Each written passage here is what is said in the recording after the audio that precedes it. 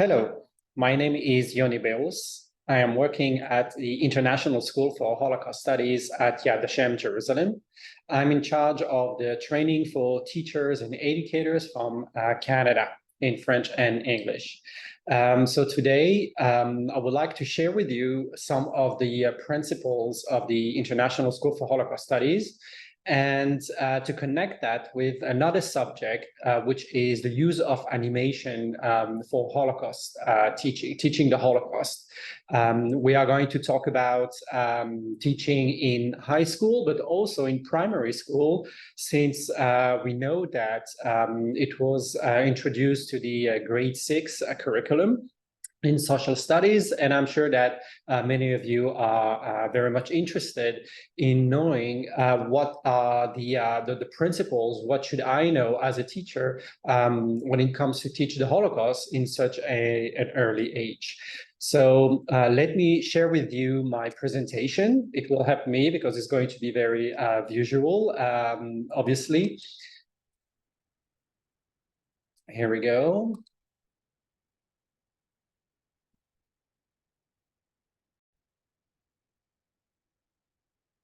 So first, when it comes to talk about the animation, we are talking here about a whole genre in what we can call something more generic about films and cinema. So it's a subgenre, and in which we can already see differences between the type of animation movies and also the length of the movies, and we are going to see together also the depth of the use of this tool in order to portray and to talk about a message. So there is a long range. The purpose of this session is not going to be to make a long list of what exists out there, what you can have. I'm sure that now there's a lot of databases about movies and about animation movies, so you can find, and sometimes you can find a research engine that you can also click and find something specific about the Holocaust. But I just wanted to say that there are in this genre of animation movies, there are also subgenres, and we have to remember that we need to analyze this media also with the same tools that we analyze other things, right? Like literature, but also like other movies. So first, we need to keep in mind a couple of things. What to keep in mind? First, we need to remember that a movie in general is just a tool. Okay, it was created by a person that had a certain maybe message to pass on, or had an idea how to represent something from the past or from the present.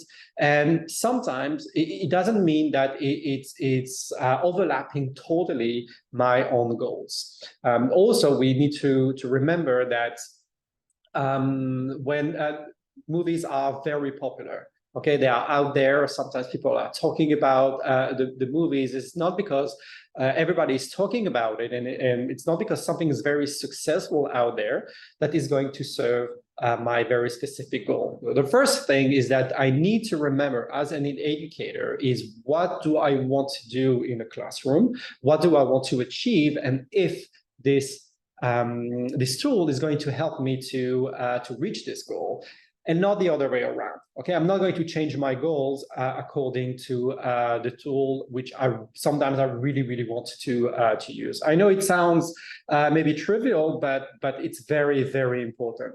Also, we need to understand what is the genre or the subgenre of the movie, and I'm going to talk about it just in a minute, because animation movies first are very powerful, but we have the tendency also to relate that to a very specific population, right? To young people, as if animation movies are made only for children, right? And the third thing is that the narrative of the film. Okay, what is the message and how it is portrayed, and it is the thing that I need in my teaching. Okay, is it historical, or is it talking about memory?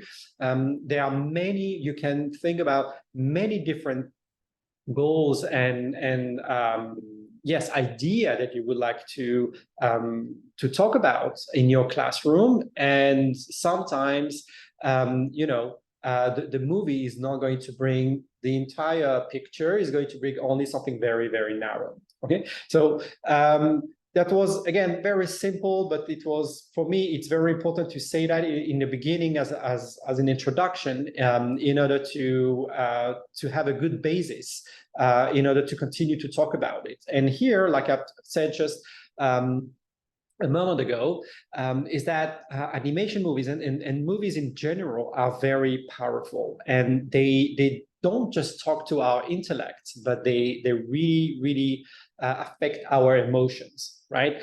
Try to remember last time you were very, very moved at the cinema theater, right? Sometimes it's very difficult to close your eyes when you are when you are driven emotionally inside the story. You identify with sometimes totally with the characters, right? So it's and try to remember how you feel just a couple of minutes when you go out from the cinema theater. Right, there is this zone that we are still, like, as if we are still in there.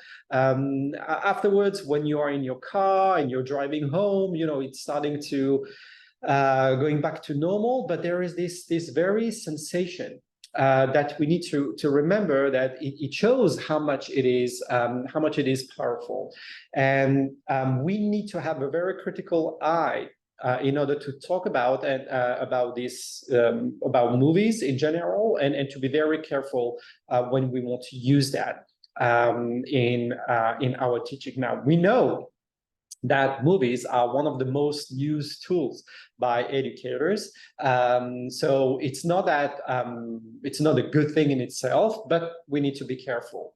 And like I've said previously, it's not that every animation movie is good for children. Okay, we know that some of the animation movies, this is art. We need to remember that this is art, and sometimes art, it is used to pass on messages that are very, very difficult to pass on in another way. And sometimes through art, adults are talking to other adults, and yes, through drawings, through animation. And sometimes it seems like to be childish in a way, but it is not. And not every movie about children is good for children too. Okay, that's also something that we need to remember. We are going to talk about those very principles because what we want from you is to have the tools to analyze the things that exist out there, and to make your mind yourself about if it's a good tool, or a tool that it's a very beautiful artwork.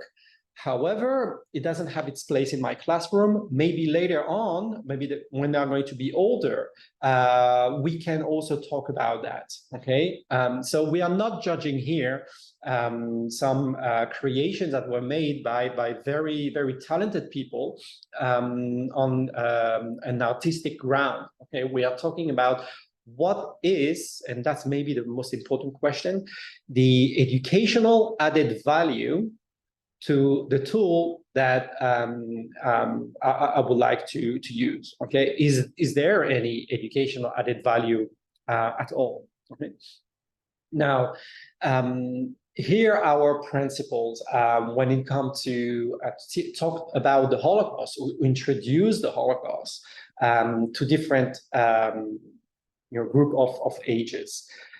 We think that it is okay to introduce the Holocaust in primary school. However, we have to be very careful, because we are not going to talk in the same way to primary schoolers and children in high school.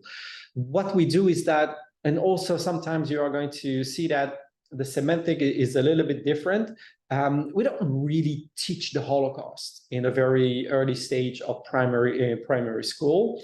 We have a discussion around the moral and ethical discussion about the subject with them. Okay, we introduce them and to some of the basic terms, right? And we create a protected dialogue around certain concepts that they are going to elaborate much more later on. It's afterwards when we see that the child is evolving cognitively and emotionally that we can talk about, we can dig a little bit deeper into certain topics. And only in middle school, right, we are going to start to talk about history teaching, and we are going to bring more in-depth knowledge. And we are going to introduce them slowly to the complexity of the story, okay? And we are going to talk about the strategies of the Jews trying to cope with the with basically the destruction of their world, right? And yes, we are not covering up the subject of the murder. It's just a question of angle. Okay, you are going to see in a minute, the next slide, on what we are going to focus on specifically at those ages. And it's only in high school that we are going to talk about tough dilemmas that the Jews had to face when it comes to the story of the Holocaust. Okay, and we are going to talk about moral questions and ethical questions, and yes, the very important questions of how was it humanly possible in the first place, right? We want to talk about not only about the victims, but also about the perpetrators. How come? How come that almost an entire nation had a way or another, like participated, had a role, if not everybody killed a Jew, a neighbor, or someone, or other victims, someone, participating in a propaganda, participating inside, and not saying anything, stay silent.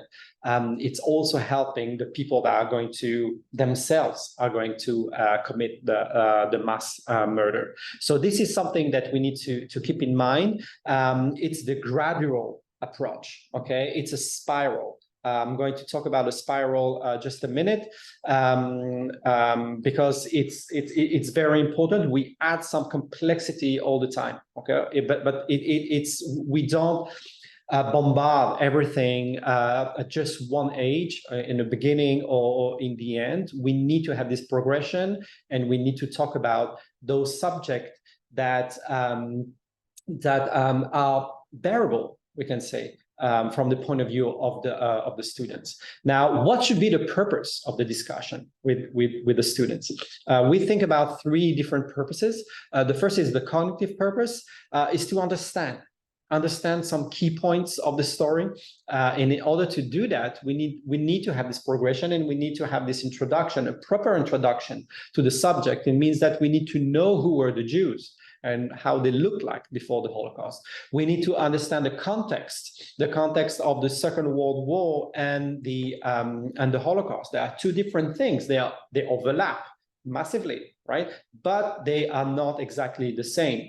And the context and the Second World War is going to affect what is going to happen to the Jews directly, okay, directly and indirectly, and certain topics that, like the ghettos, the camps, the concentration camps, the extermination camps, and to understand that from the point of view of the victims. Now, the emotional purpose, the second one, it's a very, very important one, because our purpose is not to make children cry. Okay, is not to push them into this, we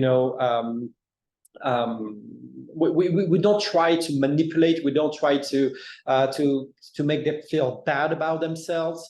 And what we do want is that for them to connect with the suffering of the other, and we want to create empathy, basically. Okay, and creating empathy is not through images of horror.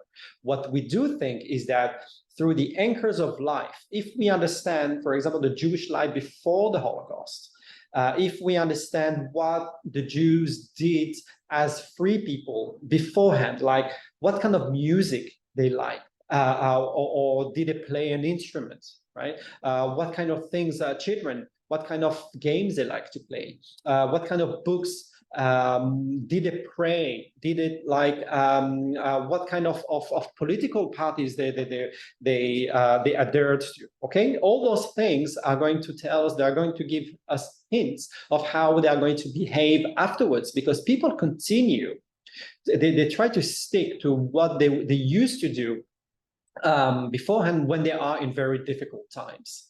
Okay, and we can see that when the Jews are going to find resilience, when they are going to fight spiritually in front of the annihilation and the extermination, they are going to use the things that they knew beforehand. So we need to learn about the Jewish life before the Holocaust, how they organized themselves, how the family was, how it looked like, and how it's going to be under crisis afterwards.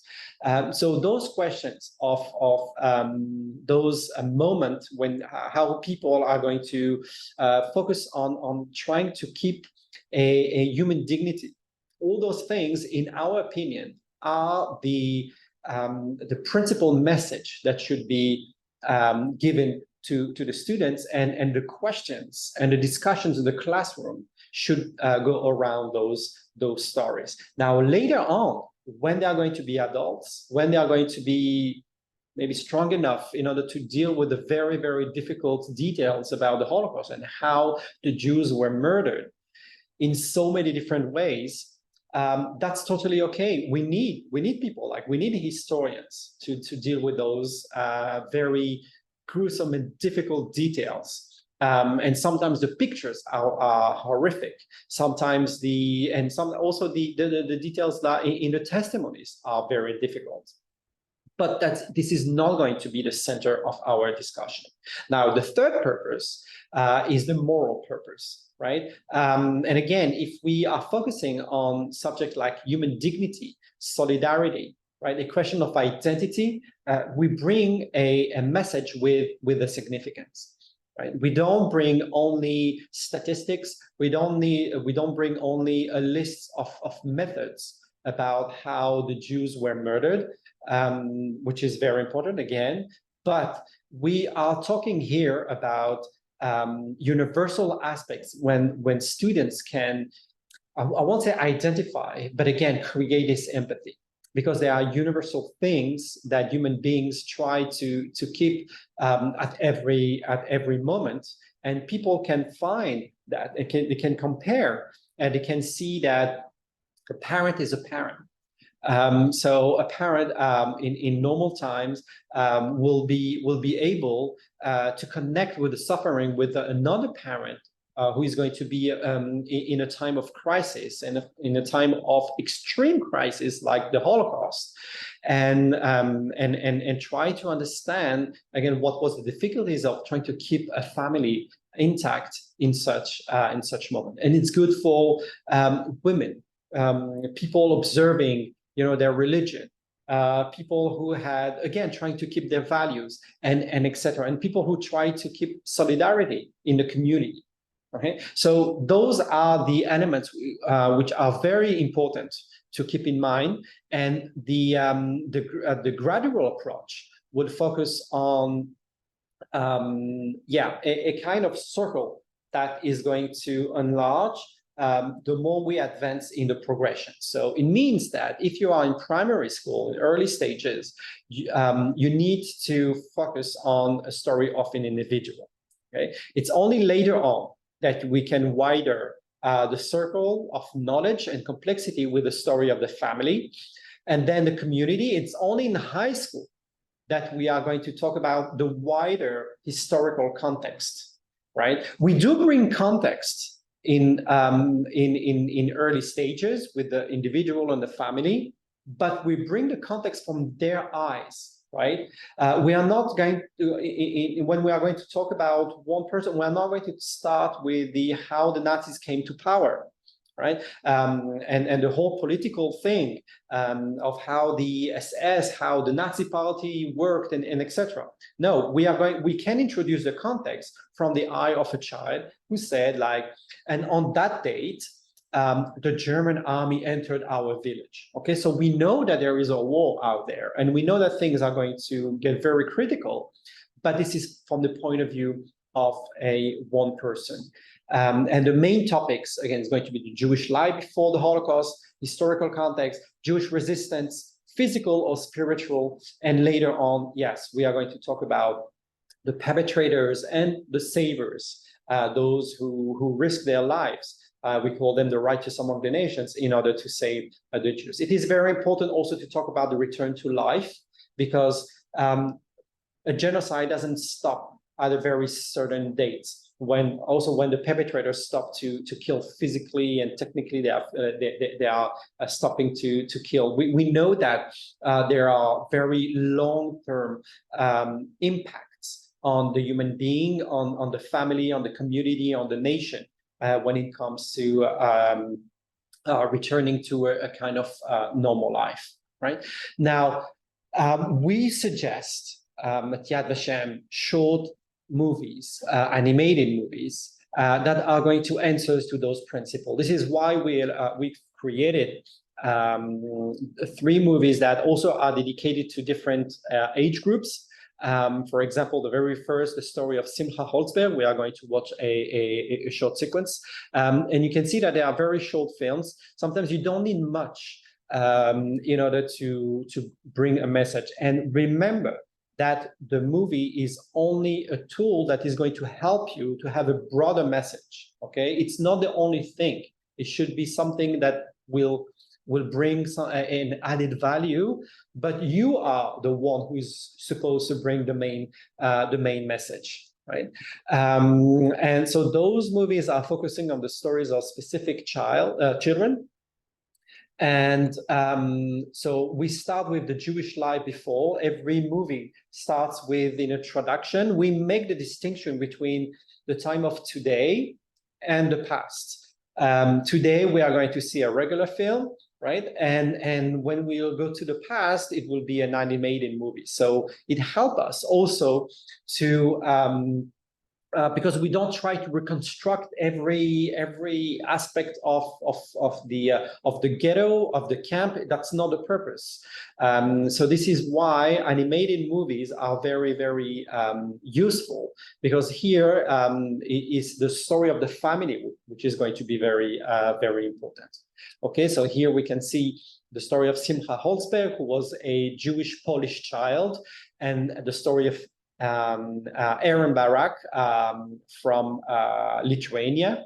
So 2 different countries who were invaded by the Nazis. And the main messages here are going to be, again, the key points, the resilience and anchors of life and values. Let's watch a short part of this movie, and again, try to remember when you try to analyze it, and try to see what is the main message in this sequence.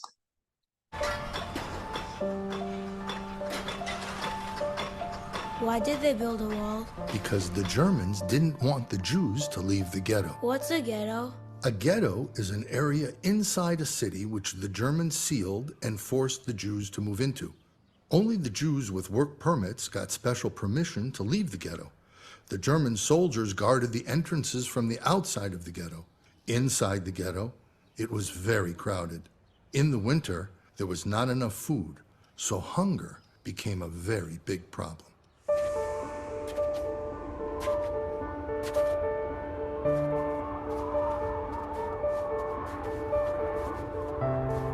Simcha had no choice. He exchanged what little his family had for some food.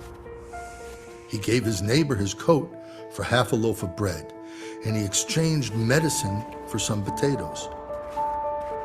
Soon, even that was gone, and there was no food left at all in the ghetto.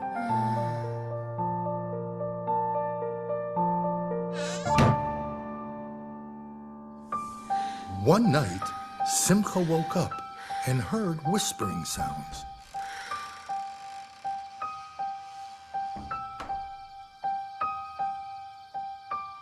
We have no food left, Shmuel. What should we do? I'll sneak through the wall and get us something to eat. What are you talking about? That's so dangerous. You could get caught. There's no choice. If we don't eat, we'll die. Simcha heard their conversation and decided he had to do something.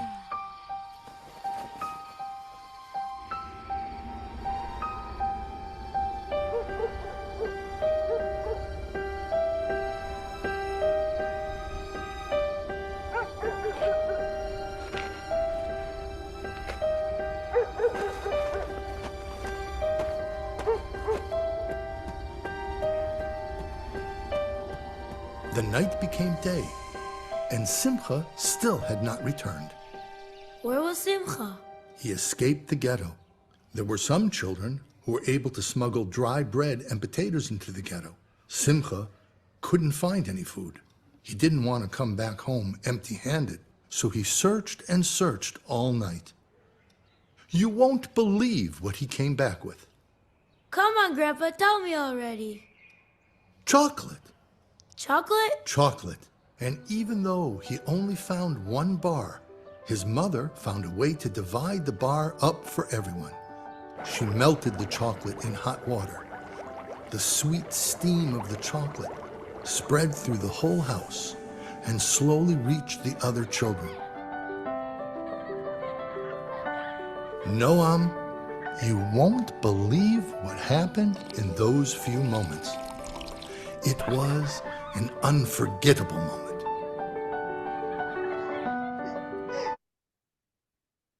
Okay, so I would like to start telling something about this animated movie. There was once a teacher that came to me and he said, Yoni, you know, that's a very nice animation movie, and actually it's very well done and etc. But come on, that's not the Holocaust. You know that the Holocaust is 6 million people who were murdered.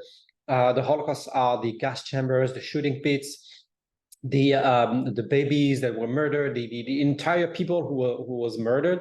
And what you're doing here is just sugarcoating the whole story. And we have a clear answer to that. We don't think that we can bring the entire story at once and to understand everything, all the aspects, the globality and the massive aspects of the Holocaust, and certainly not at this age when we are in primary school. What we believe in is in a gradual approach. When we do talk about of the humanity of the people and the dignity of the people who are going to be murdered. In this case, Simcha did survive. His parents didn't survive, but he survived, and he could give his testimony later on. But it's only after, when we are going to put this basis, that in high school students will be able to be introduced of a more difficult aspect of the genocide. Okay, so it's not sugarcoating, it's actually trying to enter in what we call safely in, okay, and safely out, in order to know that at this moment, the child can understand this and can also bear emotionally this very specific aspect of the story. And here, yes, we talked about resilience, we talked about values, solidarity, right? We are talking about the fact that the little Simcha was active, it was not passive, and also the parents were active. But the roles are going to be very different now. The parents cannot provide for the children. The children are going to provide for the rest of the family. And those questions, those elements are very, very important. And the questions and the discussion should be around that. Right here, if we take the story of Aaron Barak, we can divide the different sequences in the movie, like in Simcha Holtzberg, right? And we can ask the students, at every sequence. What do you feel, okay, or what they would like to ask, and maybe what they think about the different characters, the different people that actually were there, okay, and exist. And some of them you can still ask them questions. I would like to tell Aaron, he's still living in Israel. He's one of the most prominent ex high court judges from Israel. So he's a very, very well-known person, and but he has also a very difficult story from his childhood. And yes, people can still contact him and ask him questions, and those things can be unpacked, okay, and divided in different themes, and the teacher should discuss that, and not again focus on the very, very difficult question. Now, sometimes the children can ask us very difficult questions, or they can have distorted views about the Holocaust, right? So it is okay to say that we are not going to talk about that now. We are going to talk about it later, okay? But now I would like to talk to you about something very, very specific. Okay, so we are not just denying the question, we just postpone it to another time, and we need to be sure that we have to be sure that we are going to answer that question at a certain moment. Okay, we don't want to leave it just there penning, but it is very important to know what to answer and what to focus on at what moment. Okay, here we are talking about question of identities, for example. The little Aaron basically changing identity in order to hide his Jewishness, and adopting a Christian identity in order to be safe, and not to be caught by the Nazis. Okay, we are talking here about a righteous among the nations, people who are going to save Aaron and his mother in hiding. And here the reunion between the family of the Savior and the little Aaron, who now is an older man. So all those things are very central in our teaching. Now, you might ask, can I teach in the very first place the very subject of the final solution? Okay, the Holocaust is a big thing, but the topic of the extermination itself, can I talk about it in primary school? And we say yes, we can talk about it. We don't need to avoid it. It's just going to be the question of the focus, the time that I'm going to dedicate to it, and how I'm going to do it. For example, here in our very first movie, in the discussion, the little Noam here is going to ask his grandfather what happened to Simcha. And the grandfather is going to say the following: Simcha and his family had to cope with many hardship and a lot of suffering during the war. However, Simcha survived. And what happened to his mother and father? They didn't survive. They were murdered during the Holocaust. So you see here, we do tell the truth, but we are not going to spend too much time on that. We are going to talk about the anchors of life. Same thing in the second movie.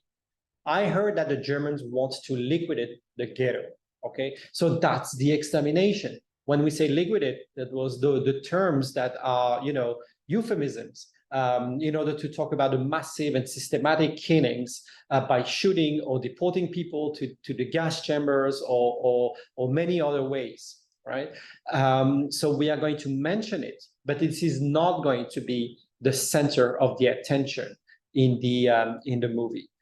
Now, when we talk about the final solution, I can mention all the other animated movies that exist out there. For example, The Star of Andra and Tati. And here we need to be careful between, the visual can make us think that that here we are talking about a movie dedicated to very young children.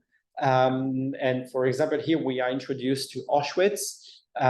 In a movie, we are talking about two young girls, two young they have the same age because they are twins, and they were sent from Italy to Auschwitz, Auschwitz-Birkenau, and here, for example, many years after, we learn about what happened to those who went to in the trucks.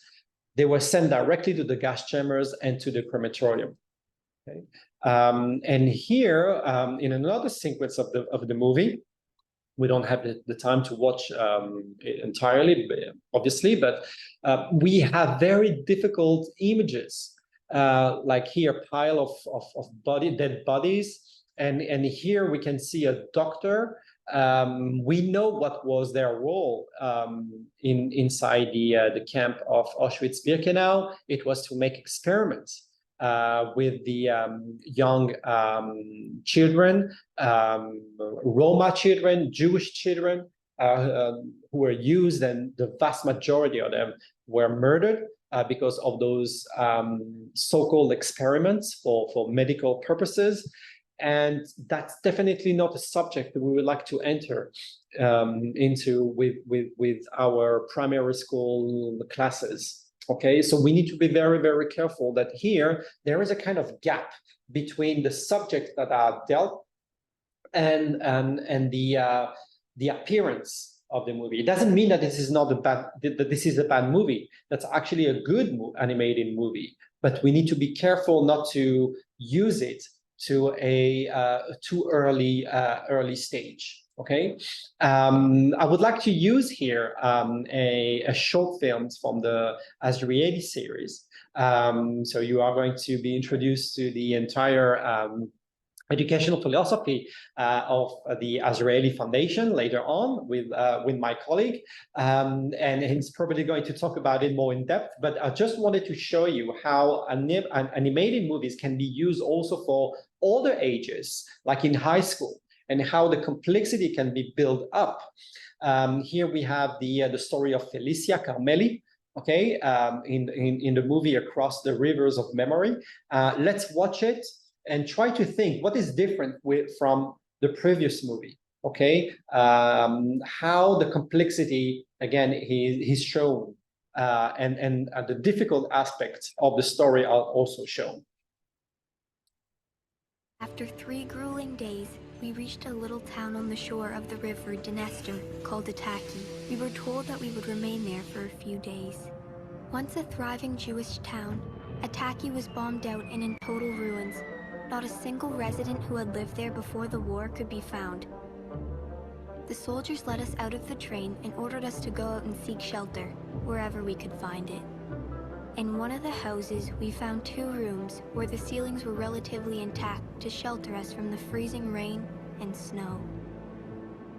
The next day, my mother decided to take me to the river to clean up after our hellish 3 days journey. In her mind, it was a bigger risk to go on so filthy than to be caught by the soldiers guarding us. I was looking forward to feeling clean once again. We went to the river very early in the morning, hoping the soldiers would still be asleep. It was barely light outside. When we got to the water, we were horrified by the gruesome sight that we encountered. Dead bodies and limbs of people and horses and torn up bloody Jewish prayer books and Torah scrolls were scattered all over. Mother somehow mustered up the strength to wash herself and me despite this. On our way back to where the rest of the family was, the soldiers spotted us and started shooting. We both fell to the ground and began crawling, my mother on top of me so the bullets wouldn't hit me. We managed to stumble into a dark cave to hide. After our eyes adapted to the darkness, we saw some writing on the walls in Hebrew. Painted in blood on the stone walls, the writing said, "Please say Kaddish for the many people who were murdered here."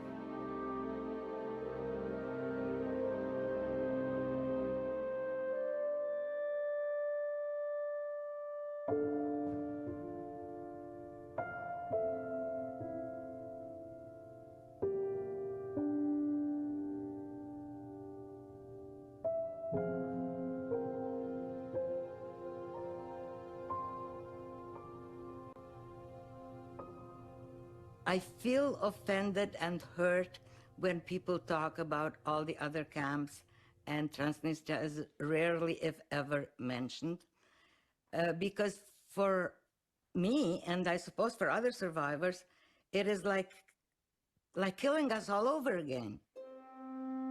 The Holocaust is always in our background, and we will take it to our grave, and what will happen to our memories after we're gone, only God knows.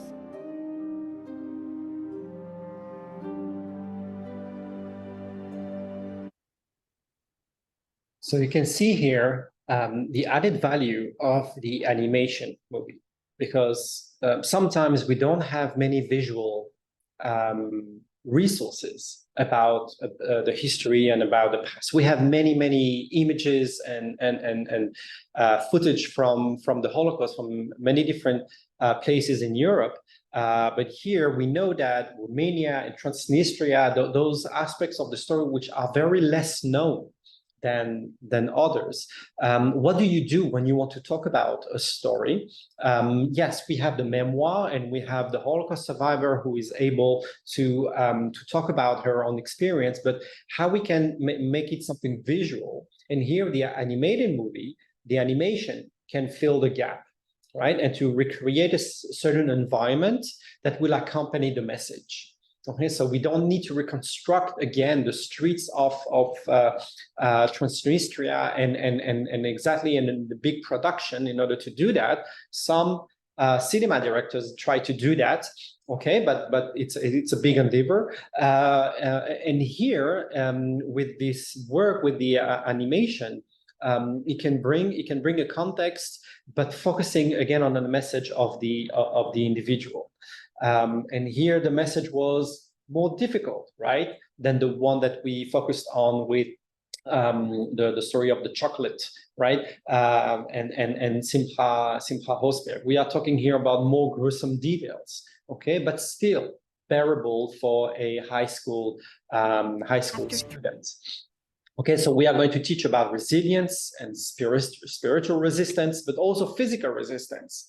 And here I would like to suggest, we have a movie, also animated movie on Yad Vashem's website, but I can also warmly suggest you and recommend the animated movie made by the Museum of the History of Polish Jews, the Polin Museum, based in Warsaw, and they made a animation movie on the Warsaw Ghetto Uprising. And here also, like the Azrieli Foundation, they are combining between the messages of the survivors themselves, that we can see them talking to the camera, but also the story accompanied by the animation that is going to talk about the historical event itself. Okay, now how we at Yad Vashem build this complexity and how we talk about the same subjects, or like the subject, a difficult subject of the camps, the concentration camps, and how we make the use of an animation movie. We do that in order to talk about the context and also to talk about the values. Okay, so let's watch a very short animated movie that is going to introduce us to what is a concentration camp in the first place.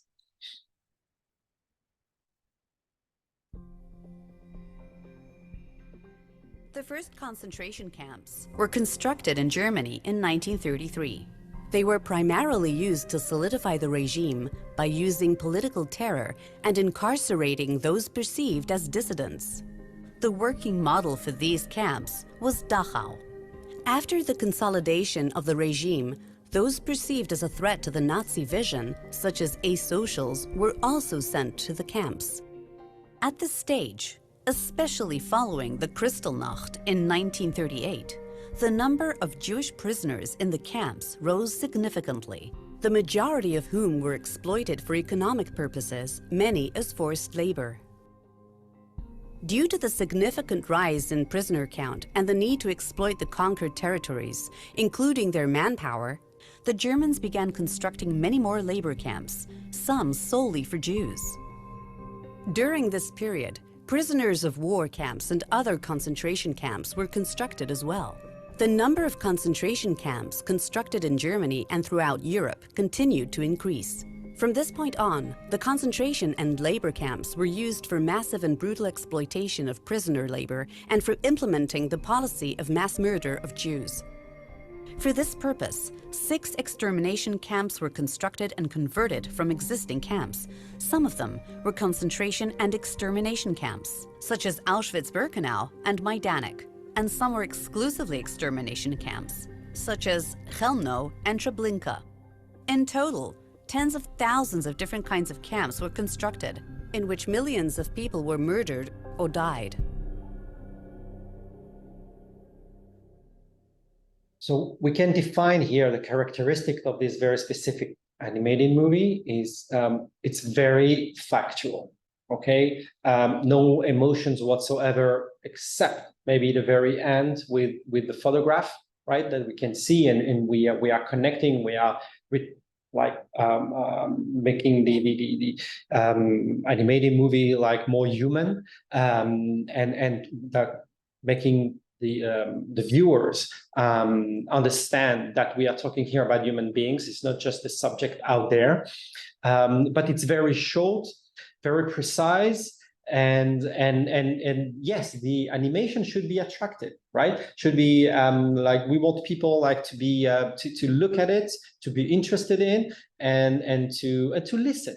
Okay, to listen to the message. But still, here we are talking mainly about numbers, statistics, and let's say pure history. However, there is another way to talk about the subject, and here that's just one example of a list of key concepts that we've created in order to talk about very, very briefly about sometimes vast subject like the Warsaw Ghetto Uprising and the totalitarian regime and the Wannsee Conference and etc. However, there is another way to talk about the subject of the camp, and here we are going to focus on the story of an individual. Okay, and this is the story of Shoshana living there. And okay, so let's watch it. This animated movie was created by an artist who came to Yad Vashem, and this artist focused on a document. The document is this portrait. So this is why she called it this work, the portrait. This is the last movie that we are going to watch together, and we are going to finish there. So let's watch it, and we are going to discuss that.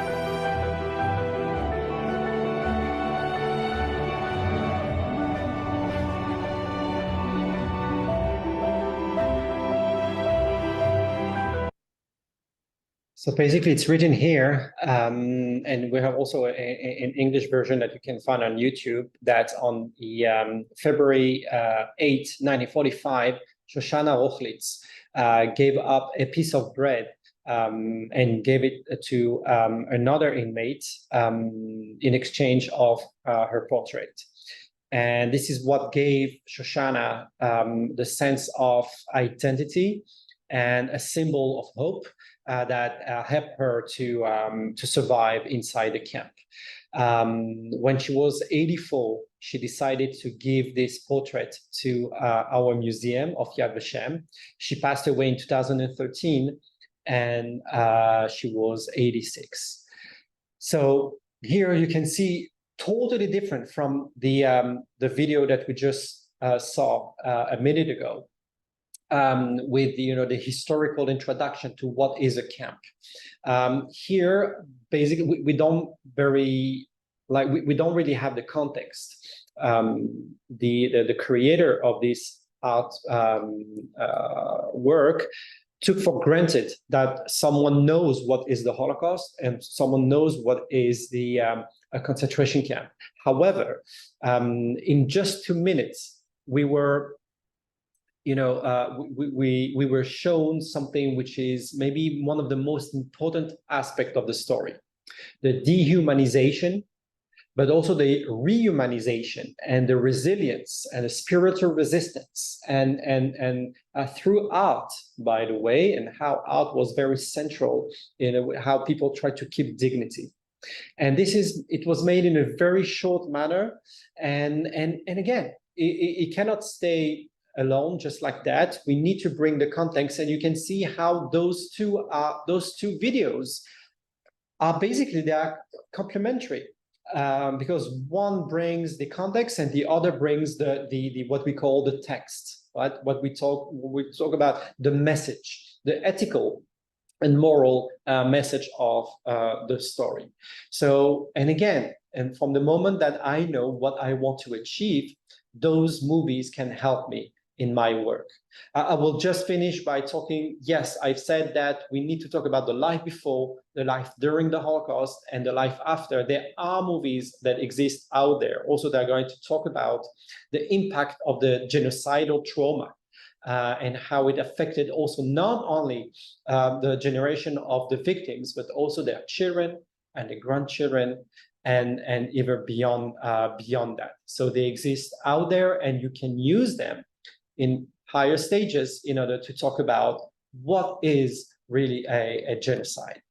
So I hope that this video was helpful to you in your work, bringing you not only the tools. We don't just want to give you fish, but also how to fish, right? And what are the principles when it comes to teaching the Holocaust. You can contact me anytime if you have any questions. I'm here for you to help you, and like my colleagues. And this is why I would like to thank very warmly and very much Mina Cohn, who organized this event for you, and my colleagues, Marc-Olivier Clouthier from the Azrieli Foundation, that organized everything for you, to bring you the best tools in order to teach the Holocaust. So thank you very much from Jerusalem, and good luck and good continuation.